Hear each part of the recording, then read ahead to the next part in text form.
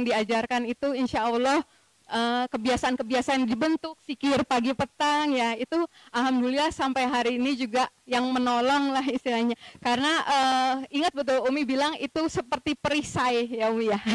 Perisai kita itu ya zikir pagi petang gitu. Jadi kalau ada belum sempat zikir pagi atau belum sempat zikir petang, kayak rasa wah bentengnya kayak lagi lemah nih takutnya gitu ya. Nanti khawatirnya jadi nggak sabar misalnya atau apa. Jadi yang hal-hal seperti itu yang sampai hari ini insya Allah ya itu bermanfaat sampai sekarang gitu.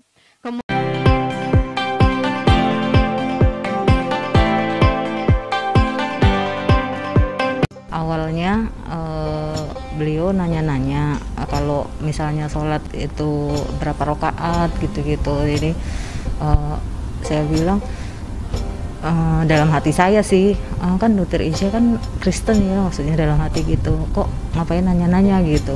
Terus suatu saat beliau beneran ngasih tahu ke saya, katanya, Bu, saya udah syahadat katanya gitu. saya sampai nangis gitu, ya Allah gitu. Asyhadu alla ilaha illallah wa asyhadu anna Muhammadan Rasulullah.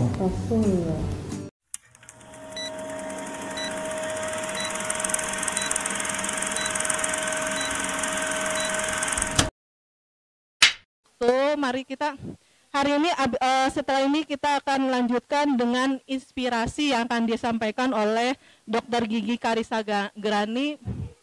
Ini Dr. Gigi Karisagrani, saya persilakan waktu dan tempat.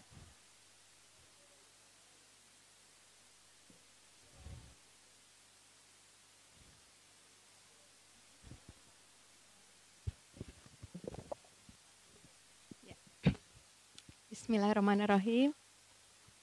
Ada kamera lupa. Assalamualaikum warahmatullahi wabarakatuh. Ya. Alhamdulillahirabbil alamin. Allahumma sholli ala sayyidina Muhammad. Rabbis shrahli sadri wa yassir li amri wahlul 'uqdatam min lisani yafqahu qawli. Alhamdulillah hari ini Allah mudahkan untuk bisa ketemu lagi dengan Umi Irena Handono, juga dengan Bu Sari, siapa ya waktu dulu, oh ya udah ada almarhum ya, ya penuh kenangan ya, waktu masuk di gerbang itu udah merinding langsung, merinding ya. Bunda Nevi juga ada di sini, tidak bisa terlukiskan ya. Jadi ini banyak saksi hidupnya, saksi hidupnya waktu masa-masa sempit perjuangan selama mempertahankan akidah gitu. Karena baru bersyahadat waktu itu, baru ketahuan, kemudian safe house-nya ya di sini gitu. Jadi yang tahu gitu ya, setiap habis subuh itu biasanya curhat sama Umi, galau-galau gitu ya. Alhamdulillah gitu. Terus di situ betul-betul merasakan betul gitu pertolongan Allah melalui ustazah yang ada di sini gitu. Dan sampai hari ini alhamdulillah itu semua yang diajarkan itu insya Allah kebiasaan-kebiasaan dibentuk, zikir pagi petang ya, itu alhamdulillah sampai hari ini juga yang menolong lah istilahnya. Karena ingat betul Umi bilang itu seperti perisai ya Umi ya. Perisai kita itu ya zikir pagi petang gitu. Jadi kalau ada belum sempat zikir pagi atau belum sempat zikir petang, kayak rasa wah bentengnya kayak lagi lemah nih takutnya gitu ya. Nanti khawatirnya jadi nggak sabar misalnya atau apa. Jadi yang hal-hal seperti itu yang sampai hari ini insya Allah ya itu bermanfaat sampai sekarang gitu.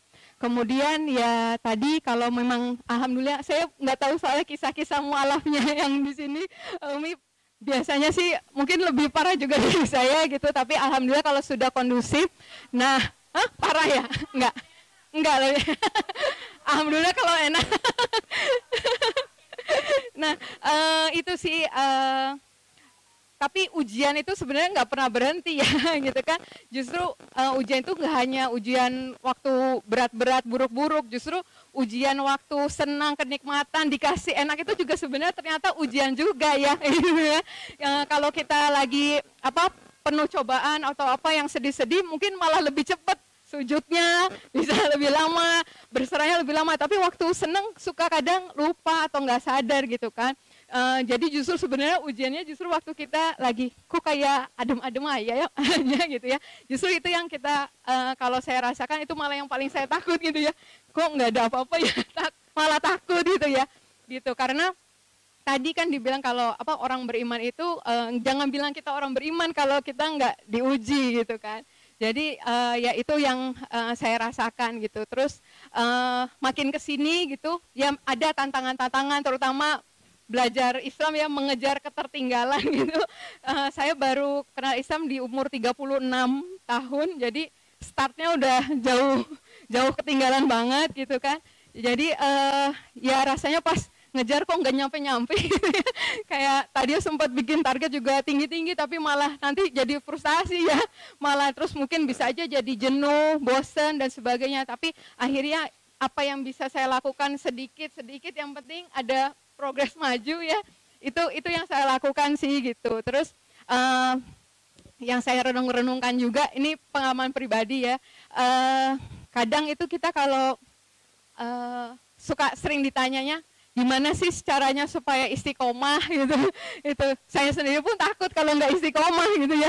Kalau sekarang bisa begini, nanti berapa tahun lagi saya bisa begitu nggak ya gitu ya, atau bisa makin maju atau makin mundur ya, itu kekhawatiran saya juga. Tapi sama balik lagi selalu berdoa minta sama Allah kan dikasih istiqomah, karena yang susah kan istiqomah ya gitu. Nah tapi ternyata kuncinya itu kalau yang saya jalanin sebenarnya kita tuh mudah untuk merasakan nikmatnya, manisnya beribadah, manisnya iman itu ketika kita tuh ya bersih dari dosa, dari maksiat, dari penyakit hati gitu. Karena ya udah ketika kita bersih dari itu kayak udah fitrahnya kita kan pasti mau cari yang benar, mau cari ilmu ya gitu kan, mau semangat beramal solih gitu ya. Itu sih yang saya rasakan gitu. Kalau maksiat mungkin kita udah tahu ya, apalagi santri-santri di sini kan pasti udah langsung menjauh gitu ya. Yang kita khawatirkan justru kalau ada penyakit hati ya, hasad, ria, sombong, ngerasa kita mungkin udah lebih tahu atau kita apalah gitu ya, kayak lebih soleha gitu ya. Itu yang kadang mungkin itu yang melunturkan kenikmatan itu sih yang saya rasakan. Jadi akhirnya saya yang paling sering saya lakukan tuh istighfar gitu. Kalau udah malam mau tidur itu muhasabah.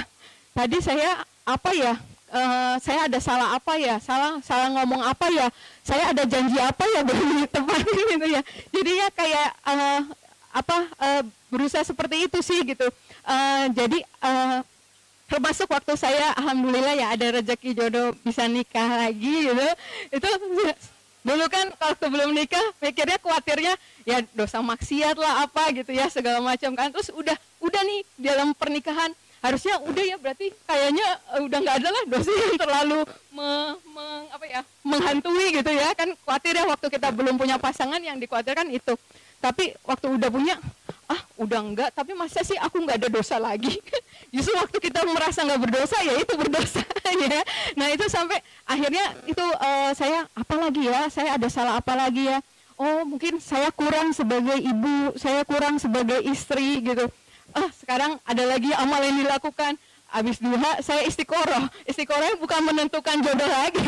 Istiqorohnya ya Allah beri petunjuk supaya hari ini saya bisa ngambil keputusan yang benar waktu mendidik anak, waktu melayani suami, menyenangkan suami, waktu di kantor, waktu di pekerjaan. Itu sih yang insya Allah kalau kita sering bermuhasabah, istighfar, minta ampun sama Allah, banyak sholat taubat gitu, insya Allah kita akan selalu berada dalam manisnya iman, manisnya hidayah ya yang mahal banget.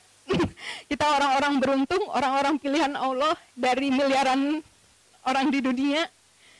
Kalau Allah masih sempat ingat sama kita, masih ambil kita untuk kembali sama Allah yang benar, itu yang nikmat yang harus selalu kita syukurin di setiap sujud kita. Mungkin itu yang bisa saya sampaikan. Wallahu a'lam bishawab. Wassalamualaikum warahmatullahi wabarakatuh.